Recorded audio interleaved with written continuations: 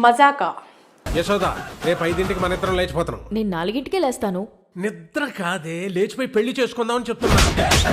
శివరాత్రి పండుగను పురస్కరించుకుని థియేటర్లోకి వచ్చింది మజాకా. ఆ అమ్మాయిని పడేయాలంటే మన్మధుడిలా ఉండాలండి. మరి నేను ఎలా ఉన్నాను? మనవన్ని ఎత్తుకునే వాళ్ళ ఉన్నారు. వెంకటాద్రి ఎక్స్ప్రెస్ సినిమా తర్వాత almost full comedy genre try చేశాడు. దర్శకుడిగా త్రినాథరావు నక్కినను సెలెక్ట్ చేసుకున్నాడు. ప్రసన్న కుమార్ బెజవాడ అందించిన కథతో ఈ మూవీ పట్టాలెక్కింది. ఇందులో హీరోయిన్గా రీతూ వర్మ, మన్మధుడు ఫేమ్ అషు ప్రధాన పాత్రలో నటించారు.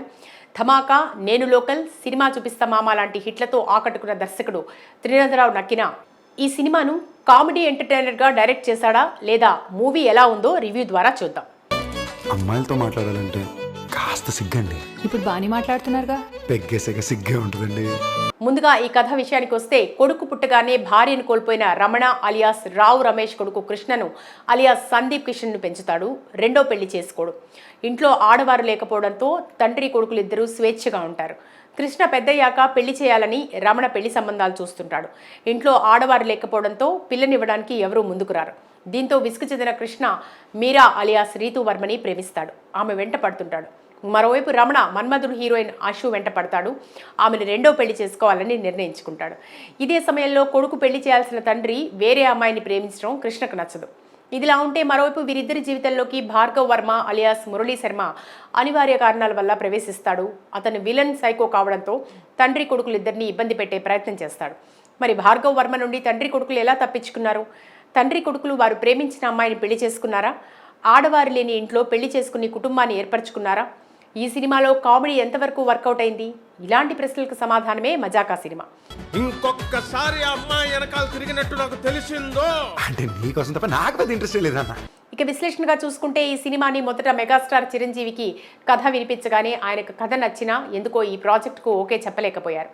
లేకపోతే ఈ సినిమాలో చిరంజీవి తండ్రి పాత్రలో, ఆయన కొడుకు పాత్రలో జొన్నలగడ్డ సిద్ధు నటించేవారు. ఆయన తప్పుకోవడంతో సందీప్ కిషన్, రావు రమేష్ ఈ ప్రాజెక్టులోకి వచ్చారు.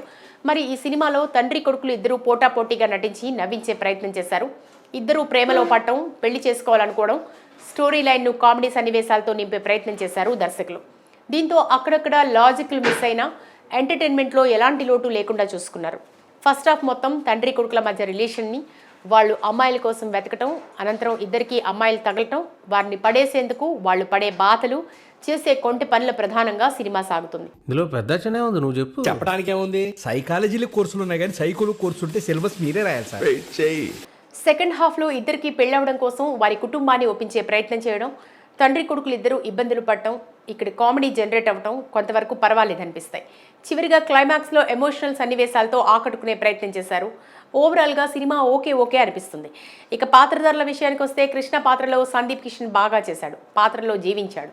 కామెడీని పండించడంలో సక్సెస్ అయ్యాడు. అలాగే రమణ పాత్రలో రావు రమేష్ సైతం రెచ్చిపోయాడు. సందీప్ని డామినేట్ చేస్తాడు. తన అనుభవాన్ని అంతా రంగరించాడు. కామెడీ పండించడంతో పాటు ఎమోషనల్ సీన్లలోనూ పిండేశాడు. సినిమా మొత్తం ఈ రెండు పాత్రల చుట్టూనే తిరుగుతుంది. తండ్రి కొడుకులు సందీప్, రావు రమేష్ ఇరగదీశారు. వీరితో పాటు రీతూ వర్మ సైతం తన పాత్ర పరిధి మేరకు ఆకట్టుకుంది. అలాగే అషు కూడా రావు రమేష్కి జోడీగా కనిపించి అదరగొట్టింది.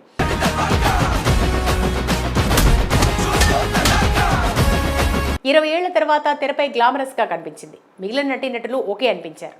ఇక సాంకేతిక అంశాలు చూసుకుంటే, ప్రసన్న కుమార్ బెజవాడ రాసిన కథ తండ్రి కొడుకులకు సంబంధించిందైనా కథనంలో కొత్తదనం చూపించడంలో కొంత తడబడ్డాడు.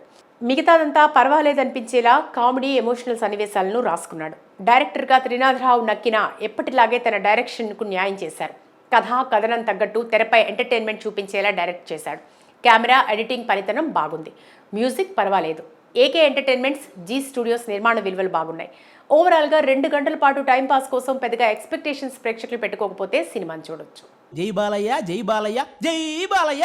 జై బాలయ్య, జై బాలయ్య అన్నయ్య.